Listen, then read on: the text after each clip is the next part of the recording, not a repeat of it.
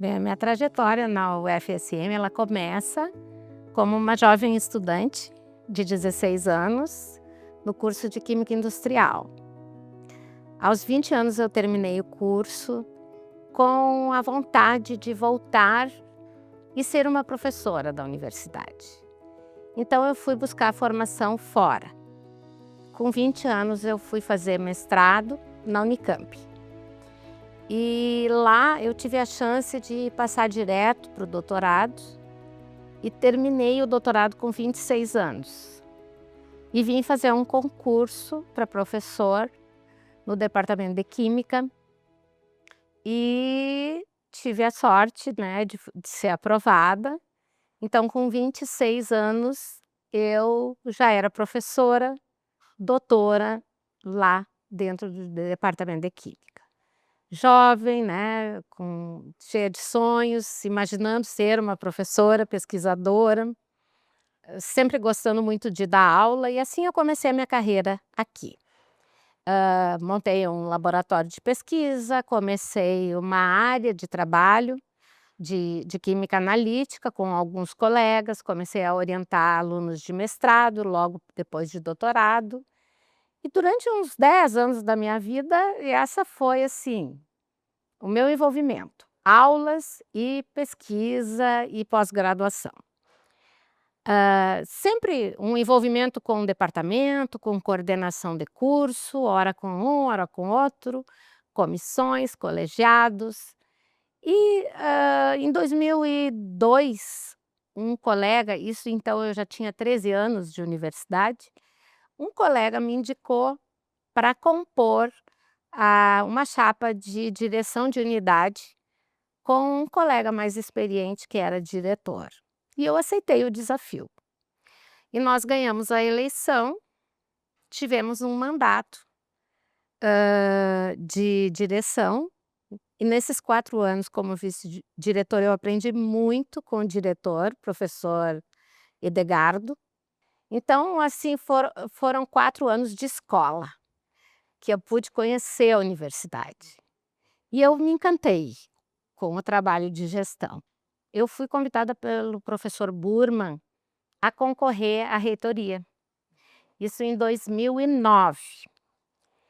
E, concorremos, o professor Burman como reitor e eu como vice. E nós não tivemos sucesso nessa eleição. E isso me decepcionou um pouco, né, que eu queria voltar para o laboratório, queria voltar para a sala de aula, achava que não bem, a gestão não é mais para mim, eu tinha me empenhado bastante, e eu sempre buscando critérios técnicos, né. E a eleição para mim parecia que estava me mostrando que a universidade não queria critérios técnicos, que a universidade trabalhava em cima de critérios políticos. E isso tinha me decepcionado muito. Então eu realmente fiquei, assim, uma semana em casa, tirei umas férias, fiquei bem decepcionada. E aí, alguns servidores do CCNE, essa história sempre eu conto, foram até minha casa, fizeram uma carreata, foram até minha casa para me tirar de casa e me dizer que eu devia concorrer a mais uma gestão do centro, que eles todos estavam comigo e que tinham várias propostas para a gente realizar. Então chegaram na minha casa com um buquê de flores, cantando e buzinando, e eu já saí daquele estado, assim, que eu estava, e na semana seguinte eu vim para a universidade e comecei a construir com eles uma proposta para a nova gestão do centro. E aí me candidatei à nova gestão, também não tive concorrente, e tive então o segundo mandato da direção.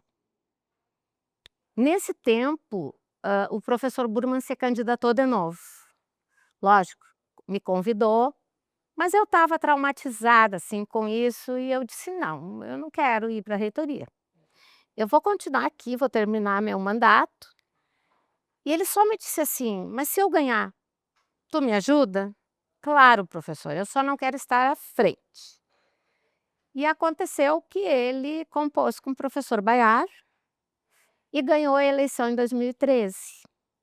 E me chamou para trabalhar na Pró-Reitoria de Planejamento. Eu disse: "Professor, eu sou uma química, o que que eu vou fazer na Pró-Reitoria de Planejamento?". E ele disse: "Mas tu conhece o trabalho dos diretores, né, tu sabe a questão de orçamento, sabe a questão de avaliação, acho que é lá que tu tem que estar". "Bom, vamos lá, não acho que não é o melhor lugar para mim, mas vamos lá". E em alguns meses nós já estávamos, assim, com reuniões periódicas, eu fui descobrindo o mundo da Pró-Reitoria de Planejamento e estávamos muito bem.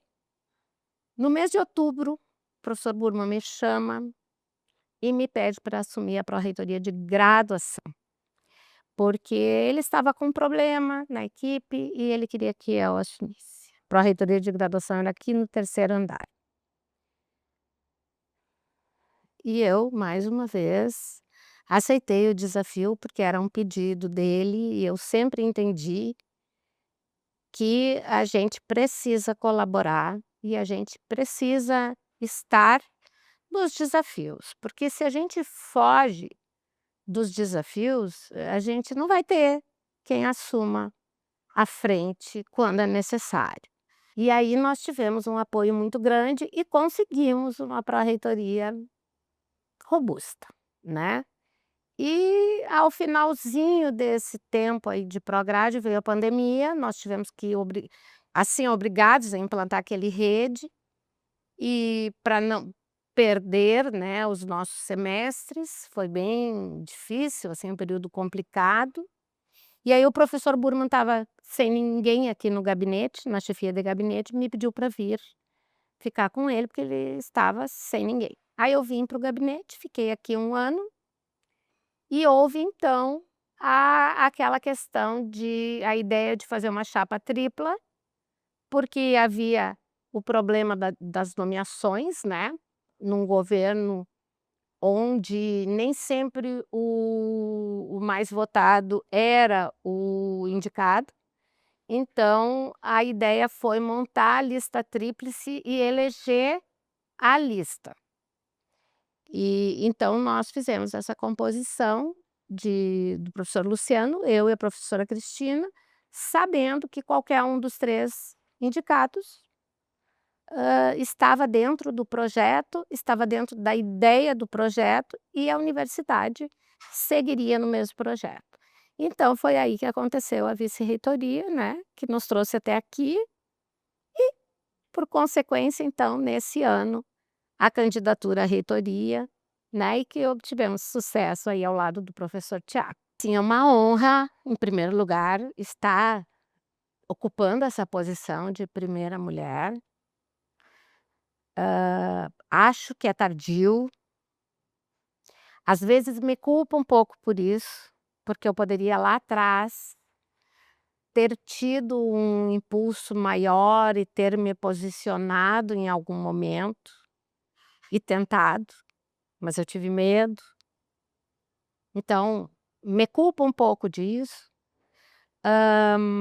Também não significa que fosse ganhar naquela época, né, porque tudo é amadurecimento.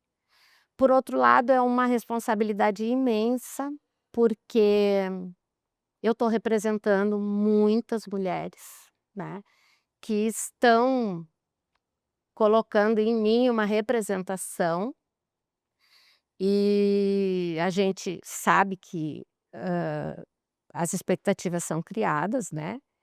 E que a gestão nos traz muitas vezes limitações, mas eu vou procurar representar o melhor possível as mulheres que não tiveram esse espaço de decisão por todos esses anos, né, e que eu acho que a partir de agora merecem um espaço na alta gestão da universidade.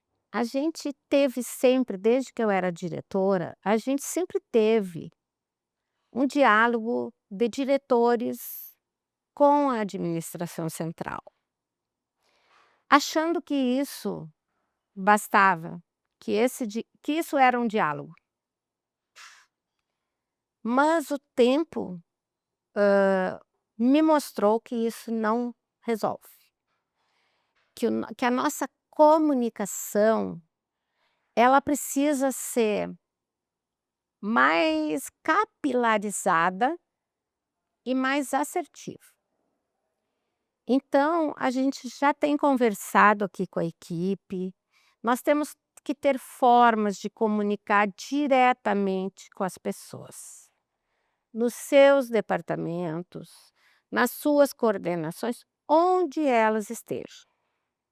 A gente precisa achar formas de conversar com estas pessoas, ouvi-las,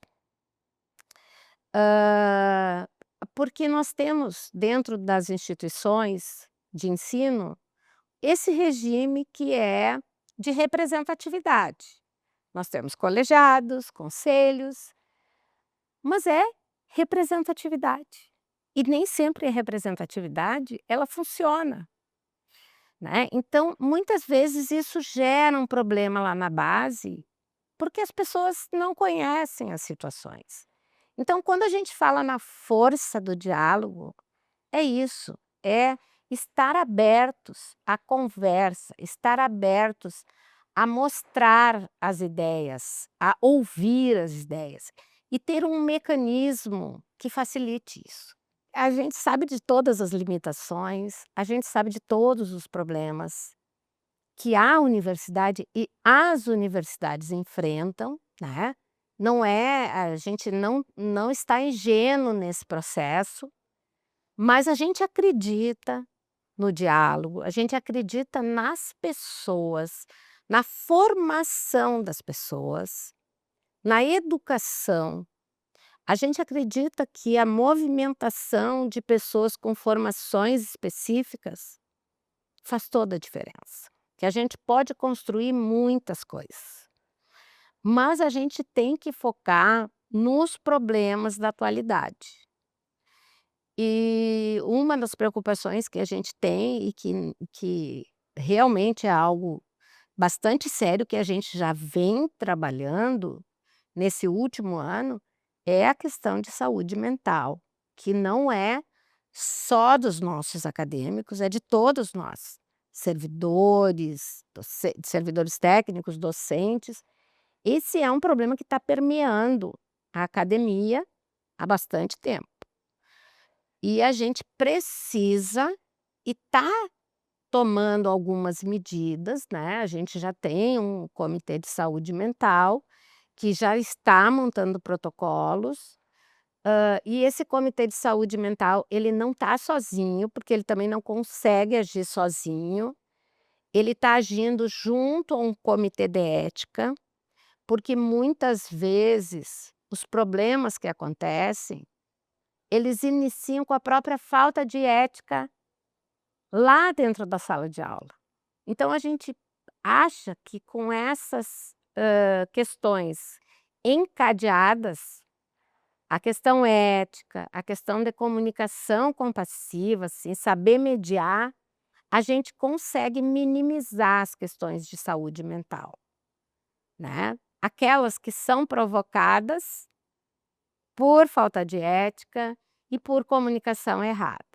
Logicamente, aquelas patológicas, elas precisam de outro tratamento. Tem essa universidade que foi construída, né, a muitas mãos pelo sonho do doutor Mariano da Rocha Filho, que era um visionário e que nos trouxe até aqui, né. Nós somos uma universidade hoje referência no Brasil e ainda uma universidade muito nova, porque 65 anos é para universidades milenares, né, comparado a universidades europeias, que são milenares, nós somos criança. Então, assim, eu tenho a certeza de que a gente já cresceu muito e a gente tem muito mais a fazer. Então eu quero, assim, uma vida longa, produtiva para a nossa universidade.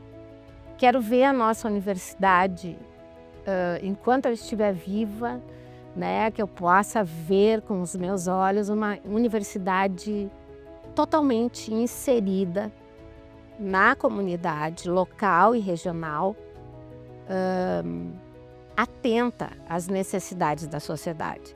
Não aquela universidade que sai para a sociedade para fazer o que ela sabe fazer, mas sim aquela universidade que sai, ouve a sociedade, vem e prepara o que fazer para transformar aquela realidade. Eu acho que se a gente conseguir fazer isso como um excelente exercício, a gente consegue transformar as realidades da região e com isso todo mundo cresce. A universidade cresce, a cidade cresce, a região cresce.